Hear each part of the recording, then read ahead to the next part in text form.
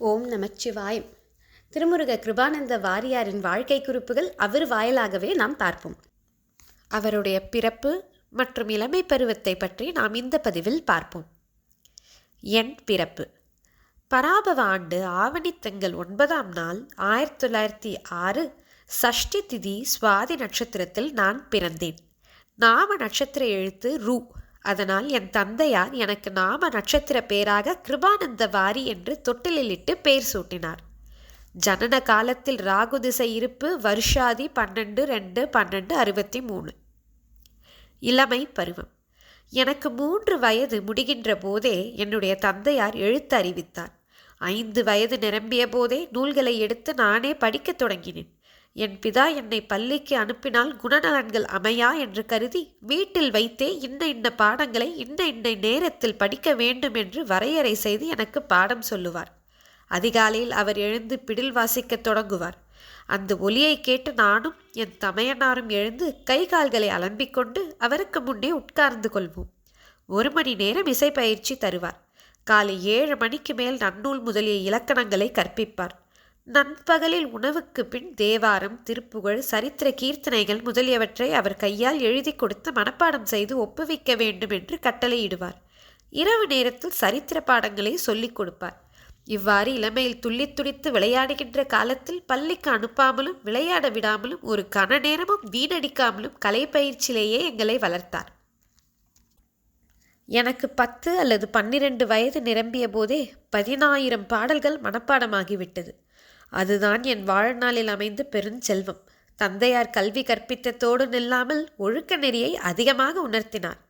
எனக்கு 8 அல்லது 9 ஆண்டிலேயே வெண்பா பாடுகின்ற ஆற்றல் அமைந்தது. புலவருக்கு வெண்பா புலி என்று கூறுவர்.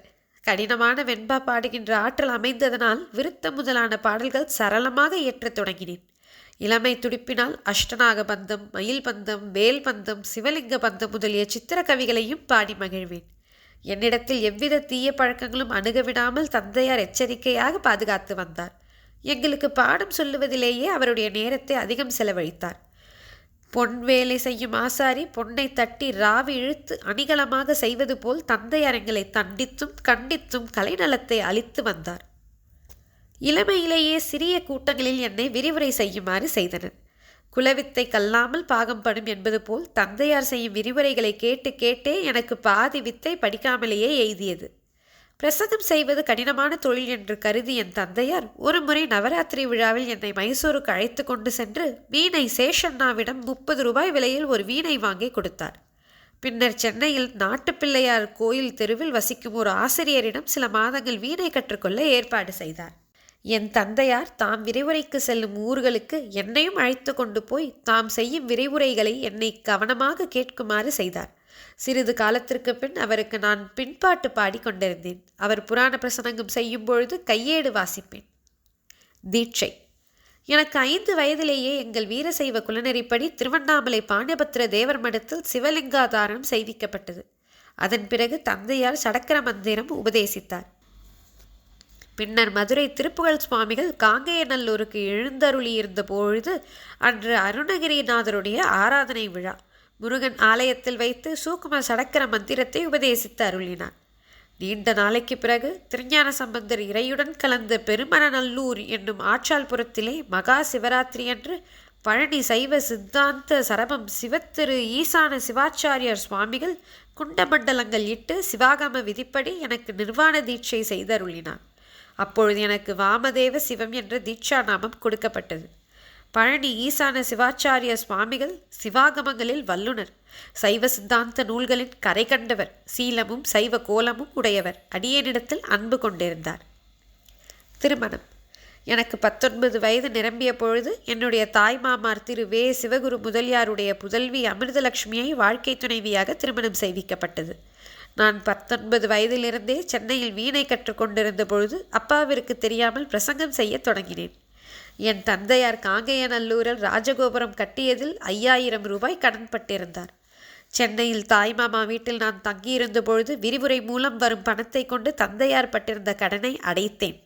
என்னுடைய தந்தை நான் வீணையில் வல்லுவனாக வேண்டும் என்று கருதினார். பர்மா பயணம். தந்தையார் இருமுறை கப்பலில் பர்மாவுக்கு சென்றார். நானும் அவருடன் சென்றேன். அங்கே தந்தை பல விரிவுரைகள் புரிந்தார். நான் பின்னணியாக பாடுவேன். தொலையில் இருப்பவர்கள் யாரோ ஒரு பெண் குழந்தை பாடுகின்றது என எண்ணிக்கொள்வார்களாம். அப்பொழுது என்னுடைய குரல் கிளாரினட் மாதிரி மென்மையாகவும் இனிமையாகவும் இருக்கும். பர்மாவில் உள்ள வளங்களையும் புத்தர் கோயில்களையும் கண்டு கழித்தேன். வீணை பயிற்சி. எனக்கு வயது 23. சென்னையில் பள்ளித்தெருவில் ஆனைக்கவுனி பிரம்மஸ்ரீ தென்மடம் வரதாச்சாரியாரிடம் என்னை வீணை கற்குமாறு தந்தையார் ஏற்பாடு செய்தார். நான் தினந்தோறும் காலை 11 மணிக்கு உணவு செய்துவிட்டு வீணையை தூக்கி தோல்மேல் வைத்து கொண்டு சிந்தாதிரிப்பேட்டையிலிருந்து பீப்புள்ஸ் பார்க் ஆனைக்கவுனி வழியாக வீணை ஆசிரியர் வீட்டிற்கு போவேன். போனவுடன் ஆசிரியரை அஷ்டாங்க நமஸ்காரம் செய்வேன். சங்கீதத்தில் கரை கண்டவராகிய அவர் வீணை கற்பித்து வந்தார். நான் பாட முடிந்தவுடன் மீண்டும் அவரை அஷ்டாங்க நமஸ்காரம் செய்வேன். ஒரு நாள் ஆசிரியர் என்னை பார்த்து, ஏன் 2 முறை வணங்குகிறாய் என்று கேட்டார். காபி பல முறை குடிக்கிறார்களே, பெரியவர்களை எத்தனை முறை வணங்கினால் என்ன என்று பதில் சொன்னேன். ஒரு நாள் ஒருவருடைய பாட்டு கச்சேரிக்கு நான் போய் வந்தேன். ஆசிரியர் எங்கே போயிருந்தாய் என்று கேட்டார். நான் பாட்டு கச்சேரிக்கு போய் வந்தேன் என்று சொன்னேன். அவர் கண்ட சங்கீதங்களை எல்லாம் கேட்கக்கூடாது, நான் போடுகின்ற அஸ்திவாரம் நிலை குலைந்துவிடும் என்றார். நான் எந்த கச்சேரியை கேட்க வேண்டும் என்று கேட்டேன். அவர் அருகில் ஜலதரங்கம் ரமணைய செட்டியார் வீட்டில் வெள்ளிக்கிழமை தோறும் மாலையில் வீணை தனம்மா வீணை வாசிக்கிறார்கள், அதனை தொடர்ந்து கேள், உனக்கு இசைஞானம் வளர்ச்சி அடையும் என்று கட்டளையிட்டார். அதுபடியே ரமணைய செட்டியார் வீட்டுக்கு போய் தனம்மாவுடைய வீணை கச்சேரியை கேட்டு வந்தேன். அங்கு மிக பிரபலமான இசைவாணர்கள் பலாப்பழத்தில் ஈமைப்பது போல் தனம்மாவுடைய வீணையிலிருந்து புறப்படும் வானவேடிக்கை போன்ற நாத வினோதங்களை கேட்டு ஆஹா ஊஹு என்று ஆடி அசைந்து ரசிப்பார்கள். நான் வீணையை நன்கு ரசிக்காமல் ரசிக்கின்றவர்களின் சேட்டைகளை கண்டு ரசித்து கொண்டிருப்பேன். தனம்மா ஒரு நாள் பேகடா ராகத்தில் வீணையில் வாசித்த நாதகீதம் இன்னும் என் செவியில் ஒலித்து கொண்டிருக்கின்றது. வீணை பயிலும் நேரம் போக மற்ற நேரங்களில் சதா தமிழ் நூல்களை படித்து கொண்டே இருப்பேன். சில சமயம் வீணையை தூக்கி கொண்டு கடற்கரைக்கு போய் ஏகாந்தமான இடத்தில் அமர்ந்து வீணை சாதனை செய்வேன். 3 அல்லது 4 ஆண்டுகளுக்கு பின் என் தந்தையார் வீணை கற்றுக்கொண்டது போதும், ஊருக்கு வந்து விடு என்று கடிதம் எழுதியிருந்தார். நான் எப்பொழுதும் தந்தையார் சொல்லை தட்டியதில்லை. தந்தையார் வாக்கினை வேத வாக்காக எண்ணுபவன். குரு காணிக்கையாக ஏதாவது தர வேண்டுமே என எண்ணி தந்தையாருக்கு கடிதம் எழுதினேன். தந்தையார் தமக்கு எங்கோ பிரசங்கத்தில் வந்த 2 குண்டஞ்சி 8 முழ வேட்டிகளை அனுப்பினார். எனக்கு குருநாதருக்கு நினைவு சின்னமாக தர வேண்டும் என்ற ஆர்வம். என் கையில் பணம் ஏது? நான் இருந்த வீட்டுக்கு எதிரில் முருகன் கோவில் இருந்தது. அங்கு போய் தினந்தோறும் வழிபடுவேன். குரு காணிக்கை கொடுக்க முடியவில்லையே முருகா என்று கண்ணீர் சிந்தினேன். மறுநாள் புரசைவாக்கத்தில் ஒரு வீட்டு விசேட நிகழ்ச்சிக்கு என்னை விரிவுரை செய்ய அழைத்து சென்றார்கள். சம்பாவனையாக 40 ரூபாய் தந்தார்கள். எனக்கு அது புதையல் எடுத்தது போல் இருந்தது. நேரே ராமபானம் புறப்பட்டது போல் சைனா பஜாரில் உள்ள தங்க பவுன் கிடைக்கும் கடைக்கு போனேன். அப்பொழுது பவுன் 13 ரூபாய் 2 அணா. 40 ரூபாய்க்கு 3 பவுன்கள் வாங்கினேன். மிகுதி சில்லறையும் கிடைத்தன. அங்கேயே 2.5 பவுனில் கைக்கு தங்கச்சங்கிலியும் 1/2 பவுனில் ராமர் பட்டாபிஷேக டாலரும் செய்வித்தேன். என்னுடைய மாமா 3 ரூபாய் கொடுத்தார். அதற்கு பாதாம் பருப்பு, முந்திரி பருப்பு, திராட்சை, வாழைப்பழம், வெற்றிலைப்பாக்கு இவைகளை வாங்கி கொண்டு குருநாதர் வீட்டுக்கு போய் ஒரு தட்டில் எல்லாவற்றையும் வைத்து வேட்டியுடன் தங்கச்சங்கிலியும் வைத்து அவரது திருவடியில் வீழ்ந்து வணங்கினேன். அவர் சற்று திகைப்புடன் இது என்ன என்று கேட்டார். பிதா என்னை ஊருக்கு வருமாறு கட்டளை பிறப்பித்திருக்கிறார். நான் ஏழை, தங்களுக்கு அதிகம் தர ஆற்றல் இல்லாதவன். இந்த சிறு காணிக்கையை ஏற்றுக்கொண்டு என்னை ஆசீர்வதியுங்கள் என்று கண்ணீர் சிந்திக்கொண்டே தழுதழுத்த குரலில் கூறினேன். அவர் அங்கவஸ்திரத்தினால் தம் கண்ணை துடைத்து கொண்டு, நீ உத்தமமான பிள்ளை, உனக்கு தெய்வம் துணை செய்யும், சௌக்கியமாக போய் வா, சென்னைக்கு வரும்போது என்னை வந்து பார் என்று கூறி ஆசிர்வதித்தார்.